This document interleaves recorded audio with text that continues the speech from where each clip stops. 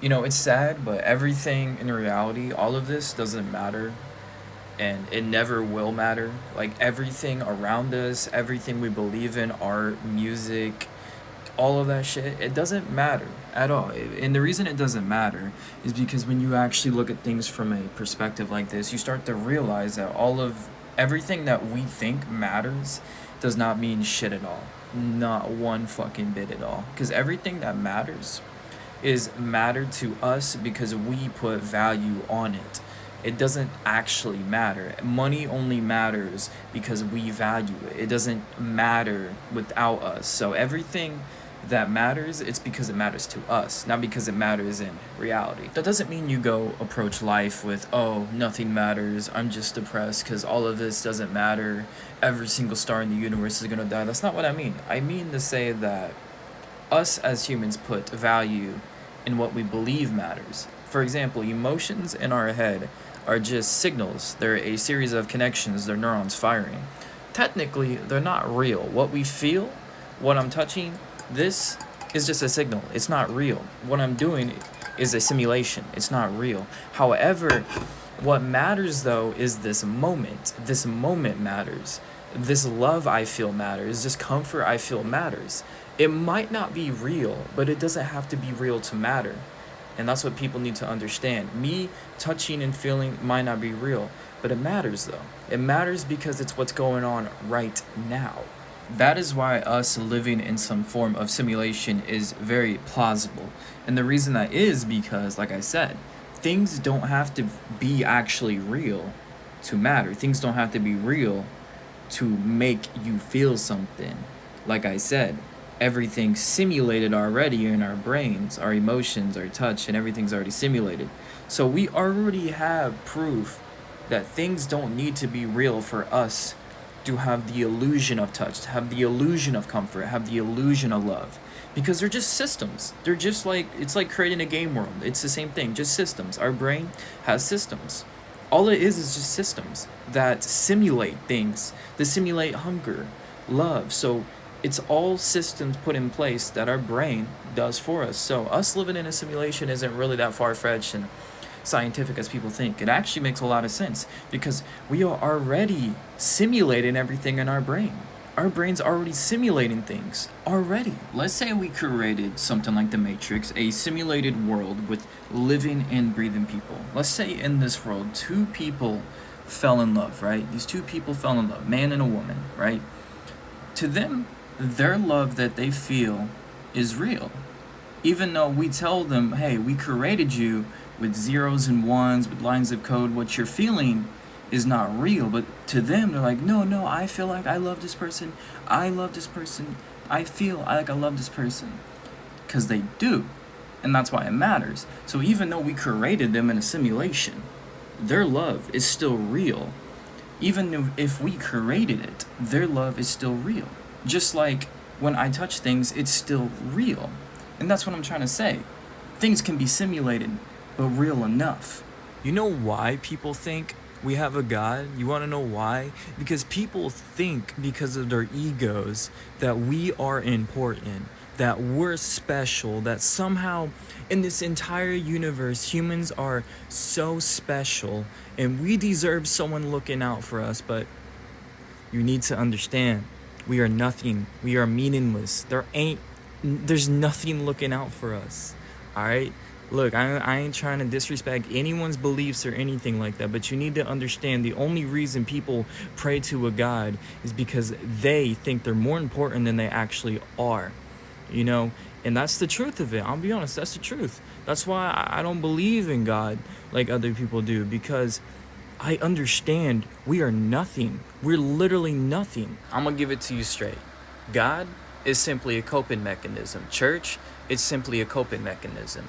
These are things humans use to cope with the idea of not existing forever. You know what humans don't like? You know what humans fear the most? The unknown. You know what? They don't like that they don't know what happens when they die. They hate it.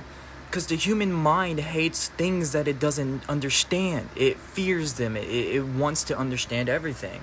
So people created God to cope with the idea of there being nothing forever. I, on the other hand, I accept my time here on earth is all that I have. I accept that everything here is going to be gone soon, and I'm going to not exist for the rest of reality, the rest of whatever this is. I accepted that because I choose not to lie to myself. We are a lot like ants.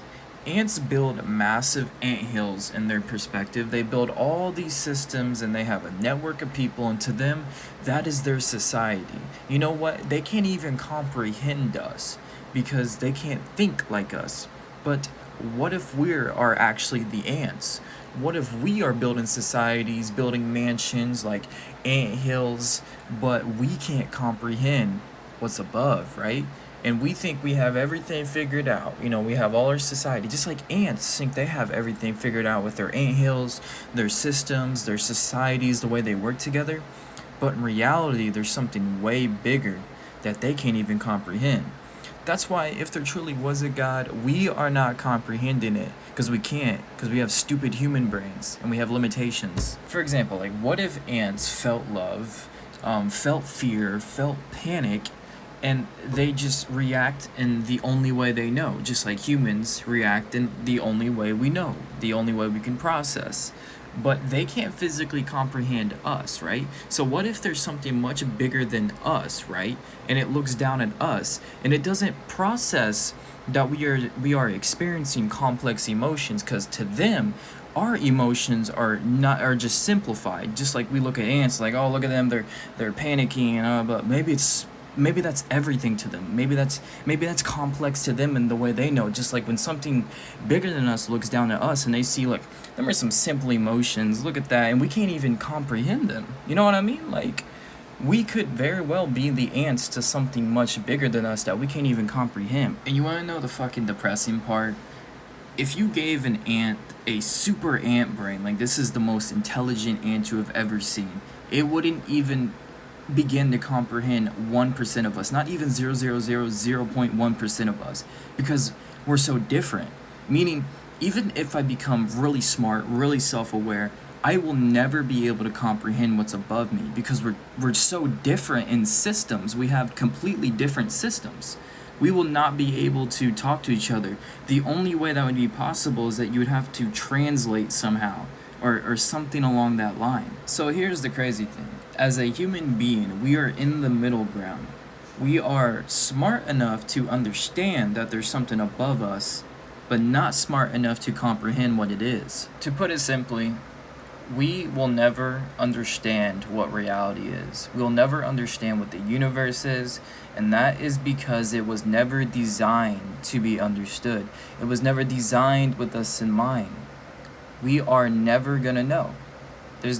We are literally just never gonna know. And it's not really sad, it's just humbling. You know what I mean? Because it doesn't matter how smart we get, because at our core we're still human. And everything around us, the way it was designed, we are never gonna physically comprehend it no matter how smart we get. Because think of it like this: the people in a simulation are never gonna escape the simulation. You know, they're gonna see all these systems in place, but they'll never know what's outside of it because it's always gonna be outside their reach because they're trapped in a box.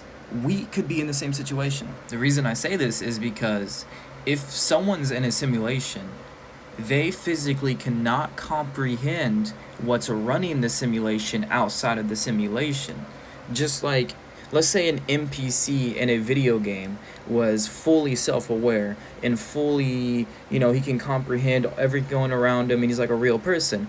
Well, he or she, whatever, cannot physically understand that there is a graphics card running the world and generating it. He does not have the physical comprehension to understand that. He just thinks everything's made of systems. So whenever you have something like the universe, whatever is running everything, it is simply out of our reach because we are inside the box. We can't see around the box because we can't see what's running it.